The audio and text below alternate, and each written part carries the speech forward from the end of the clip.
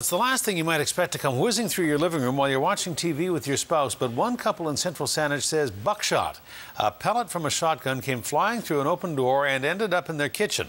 They say it came from a farmer who was protecting his crop from deer in a neighbouring field, and they say it has to stop.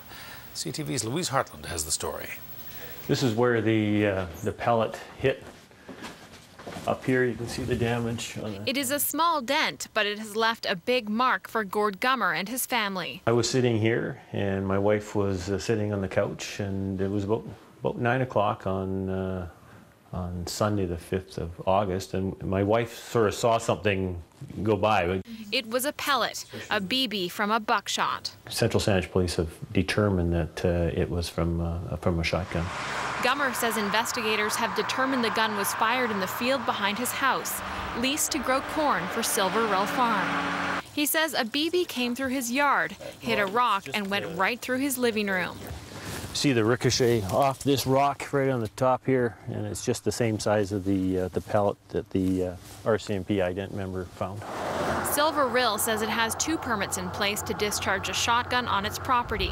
One from the municipality of Central Saanich to scare animals. The other provincial permit is to hunt deer. We never even thought that they would be using live ammunition for crop protection and until recently. And I'm not sure how many people in this area are aware that live ammunition is being used. Conservation officers say fencing is the best way to protect crops from deer, but most farmers who fire a gun to scare animals use blanks. Well, buckshot is a round designed for killing big game at a relatively close distance. It's got a number of large pellets that can travel a long distance, so it's not a good round to use to scare animals, particularly in an area where you've got a lot of houses. Rill says it only uses shells that cannot travel far distances and lose velocity very quickly.